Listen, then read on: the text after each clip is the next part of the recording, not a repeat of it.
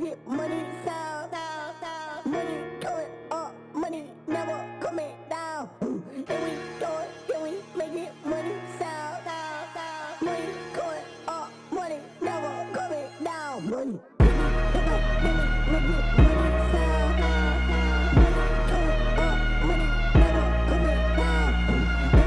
Make it money, sound, money going up, money never coming down. Welcome to the second Saturn sessions.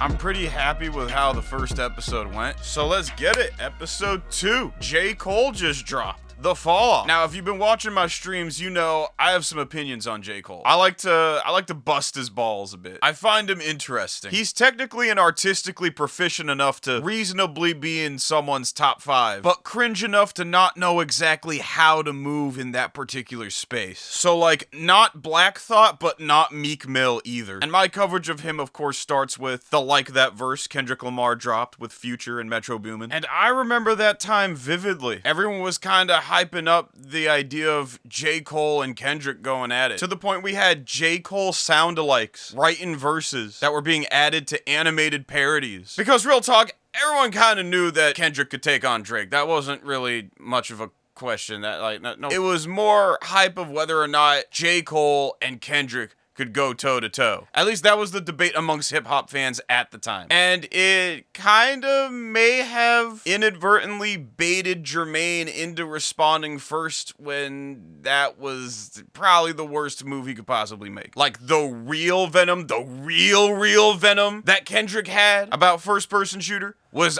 obviously aimed towards Drake. Which, yeah, put Cole in a weird position. But you know what? Ain't nobody tell him to make the first move. He could have easily responded in his own feature, where he proclaims that, yo, Kenny, this between you and Aubrey, I ain't got nothing to do with this, I'll take winner. You know, he probably could have made a clever King of the Court bar out of that. And then, you know, that could have set the stage for the actual beef that we ended up seeing play out anyway. But instead, we got 7-minute drill, which was kind of mid, and then we got the apology, and then we got Port Antonio, where bro pretty much say the equivalent of, if this was Black Ops 1, I would have smoked your ass. And then we got the Blizzard mixtape, which was kind of the same energy, and now we got the Fall Off, and people kind of have all these different opinions on it. And if you want my opinion on it, it's good, but it did not need to be 2 discs. It did not need to be a double album. It's got its moments, it's got its good concepts, it's got its good throwbacks, some good verses here and there, but it's dragged out, man. This is like the rap equivalent to the Great Ninja War, like, and then he gotta end it with Ocean Wave, which is literally the douche with an acoustic guitar cutaway from Family Guy. My hair is growing all the time, and sometimes I put my speakers facing out my window, head ass. And I could probably talk more about him driving around selling CDs for $1 and his upcoming tour and stuff. But like really, like that's really what it boils down to. Ocean Wave. That's always been what's held J. Cole back. J. Cole has always been the douche with an acoustic guitar of rap. That don't mean he's bad at it. It just means he's a douche. But I ain't gotta explain why he's a douche. Deleted made like, what, 5 videos explaining it? So instead, I'ma just move on to the retro gaming segment. So, a prototype for a canceled Beavis and Butthead PlayStation 1 game just dropped. I don't think we ever got an official PlayStation 1 game for Beavis and Butthead. At least over here in the States. In Japan, they got Virtual Stupidity. But that's like a point and click, John, so like, even if they did bother to translate it into English and get Mike Judge to voice it and whatnot, it probably would have sold like shit here in the States anyway, because Who into Beavis and Butthead is playing console point-and-click adventure games? Like, that just seemed like something by the 90s Japanese PlayStation market for the Japanese PlayStation market. At least based on the Japanese exclusive PlayStation and Saturn games I've played from that time. Point-and-clicks, virtual novels, and shmups were just kind of the vibe during that era over there. But look, like over here, we could have gotten Beavis and Butthead Do Hollywood. HiddenPlaces.org got an article on it, as well as links to download it and try it out. I've attempted it before on stream, but like, for some reason I can't turn, which is weird, because like every playthrough I see on YouTube and stuff of it, like people are able to control it just fine, so, you know. If the B-roll to this episode is not footage of Beavis and Butthead Do Hollywood, then it's safe to assume I ain't figured it out yet. It was developed by one New Level Software and was supposed to be published by GT Interactive, which basically tells you how it ended up being scrapped, because